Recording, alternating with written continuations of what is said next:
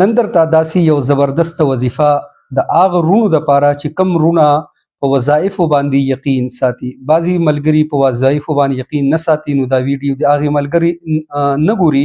کم رونه مسلمانان رونه چې په وظایفو باندې د هغوی یقین دی، او داسې وظایف چې باقاعده بعضې وظایف هغه د رسول الله صلی الله علیه وسلم نه چې دی هغه ثابت وي، نو داسې رونه چې هغوی په وظایفو باندې یقین ساتي، د داسې رونو دپاره د رزق کې د فراوانۍ، د غربت د ختمېدو، په رزق کې د برکت دپاره داسې یو پاورفل وظیفه، داسې یو زبردست وظیفه که بالفرض د دې مونږ پابندي وکړو، انشاءالله العزیز الله تعالی به زمونږ د رزق پریشانی چې دی هغه ختم کړي.